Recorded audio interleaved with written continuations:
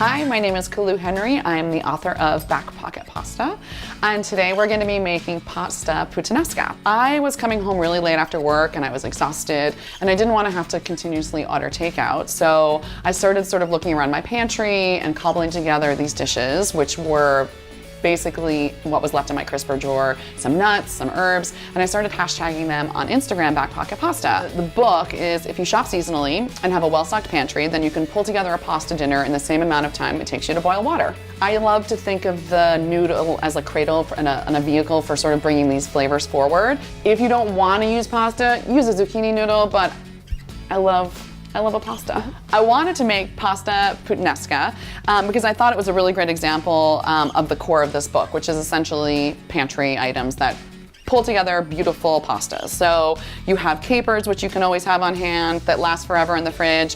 We have sun-dried tomato paste. We have garlic, obviously, some anchovies, some oil-cured olives, which I added in, some hot pepper flakes, some oregano, and some parsley just sort of for brightness. And it really comes together super, super quickly. Like everything else in the book, if you don't have olives, or you don't have capers, or you don't like anchovies, use tuna, use a Castelvolturno olive. Really just sort of make it your own. Lemon zest would also be really nice. I think sort of any of those qualities would make a really great dish. So I don't love using dried herbs. I love using fresh herbs. They do bring a layer of freshness to something. It sort of like gives the dish a lift at the end. And they're also really pretty to look at. And they bring a lovely flavor to the dish. One of the great things about this recipe is that you can actually pull the sauce together while the pasta cooks. So one of the only things I'm very strict about is very salty water for your pasta. You want to give it more salt than you actually think that you need. So what I like to do is sort of eyeball it, but I put in like 2 pretty generous palmfuls, because the idea is that you'll use this water to season your pasta at the end, and it adds starchiness to the sauce, and it'll thicken up, and it'll already be salty, so it just sort of adds to the dish. So now I'm gonna add my pasta. I love using linguine fini is one of my favorite kinds of pasta. It's, like it sounds, a little thinner than an actual linguine. Any long shaped pasta would work for this dish. Spaghetti, regular linguine. I wouldn't use something like an angel hair just because it's too thin and it wouldn't work with the sauce super well, but feel free to sort of play around with different pasta shapes and sizes. In the book, there's actually a big section on what works well with different pasta shapes, so if you ever need a quick reference.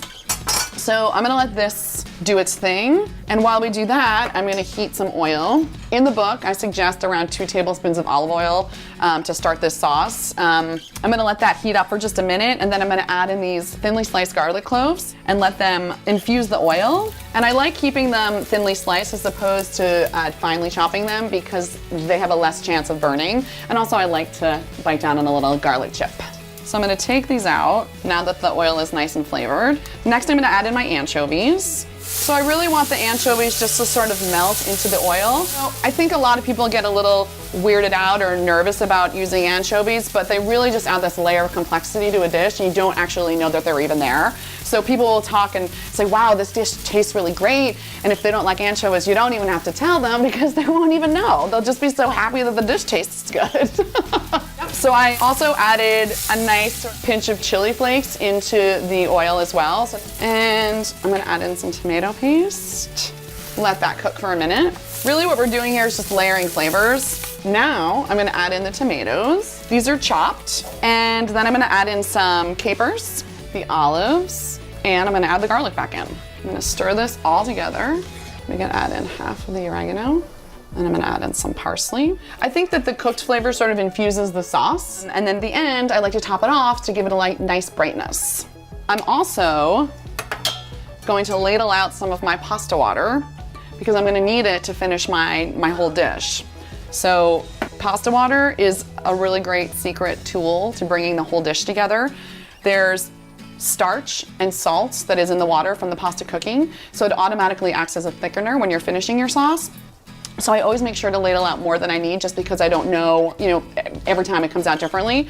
But I really do feel like it's one of the most important ingredients. I'm gonna strain the pasta. So I just drain it, and then as soon as possible, I add it right back. When you're adding the pasta back to the sauce, if there's a little residual water, that's absolutely fine because as I mentioned, pasta water is your friend. So I'm gonna toss all of these together, everything together over here. So the pasta's ready to be plated. I love using bowls for pasta just because it gives a nice sort of cradle. So here I go. And then I'm going to add this beautiful sauce on top. And then I'm gonna use the leftover fresh herbs from earlier and sprinkle them on top. So this is Pasta Puttanesca from my book, Back Pocket Pasta. Feel free to pick up the book if you'd like other pasta ideas for weeknight cooking.